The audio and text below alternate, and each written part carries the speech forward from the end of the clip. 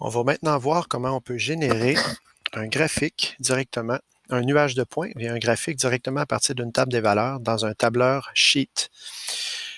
Commencez par sélectionner tous les couples, X et Y. Alors, j'ai sélectionné l'ensemble de la table des valeurs. Allez dans Insertion, Graphique. Le graphique est créé, mais ce n'est pas celui qui nous intéresse. Alors, je vais aller dans l'éditeur de graphiques. Je vais aller dans les types de graphiques. On peut faire défiler les suggestions et on descend jusqu'à ce qu'on arrive à un nuage de points. Voilà, alors le nuage de points est créé. Je peux ensuite personnaliser le titre du graphique. Alors, je peux mettre température selon le temps. Ensuite,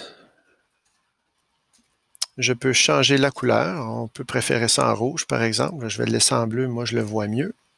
Et on peut changer la taille des points, comme ceci. On peut changer la forme des points aussi. Si on veut des losanges, si on veut des croix, etc. Moi, je vais garder les petits points. Ensuite, dans la légende c'est ce qu'on a ici.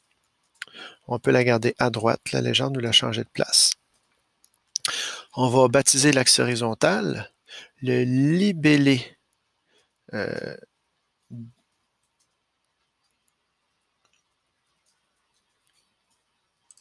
Un instant.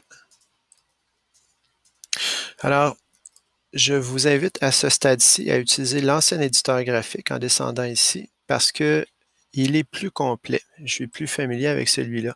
Alors, on voit ici notre graphique. Dans l'onglet personnalisation, j'ai qu'à descendre jusqu'à ce que j'arrive à axe horizontal. Alors, je peux changer son titre. Année civile.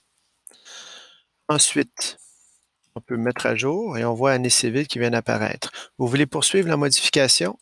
Double-cliquez sur votre graphique. L'éditeur vient d'apparaître. Allez chercher l'ancien éditeur graphique. Continuez de descendre et allez chercher cette fois l'axe vertical gauche et donnez-lui un nom. Donc, température.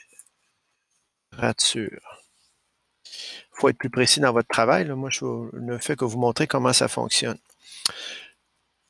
On peut mettre à jour. Alors, on voit ici température selon le temps, des années civiles. Maintenant, je vais resélectionner encore l'ancien éditeur graphique.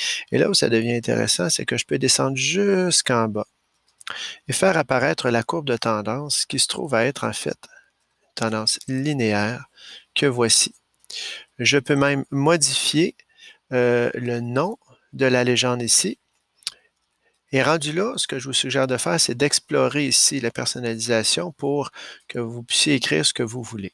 Une fois que c'est fait, vous mettez à jour et vous pouvez déplacer le graphique où vous voulez. Il ne vous restera ensuite qu'à l'insérer dans votre devoir, c'est-à-dire le document Google Doc que vous allez utiliser pour présenter le travail. Je retourne donc dans mon Drive, je me crée un doc.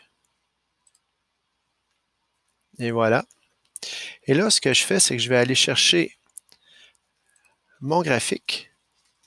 Je le copie. Donc, vous pouvez utiliser la fonction, je vais fermer ça, sélectionner CTRL-C, revenez dans votre document, CTRL-V. Il ne veut pas. Je reviens. Je poursuis. Alors, il y avait un petit bug. Maintenant, je resélectionne le graphique, CTRL-C, je reviens au document, CTRL-V. Là, on va vous demander est-ce que vous voulez associer ce que vous allez coller à une feuille de calcul ou le dissocier. La deuxième option va juste copier l'image finale de votre graphique qui est celle-ci. Vous ne pourrez plus la modifier. Alors que associé à la feuille de calcul, c'est que tant que vous allez travailler en ligne, ça va garder actif le lien entre les deux. Et les modifications que vous allez faire dans votre tableur, donc dans votre graphique, si jamais vous retrouvez des erreurs, là, bien, ça va les modifier automatiquement dans votre devoir. Alors, je préfère cette option. Je colle. Et voici votre graphique. Et vous pouvez en modifier la taille comme vous le voulez. Votre graphique est donc dans votre devoir. Et par la suite, alors ça ici, on a la courbe, c'est-à-dire la droite créée par le logiciel, mais vous allez avoir déterminé une équation de régression et on veut votre droite. Alors, vous allez insérer. Commencez par copier, CTRL-C encore une fois votre graphique. Vous allez l'insérer dans l'outil dessin. Vous allez CTRL-V, le coller. Et rendu là, vous pouvez jouer dedans et ajouter des images. Alors, lorsque vous aurez déterminé votre équation de régression, vous pourrez tracer vous-même votre droite.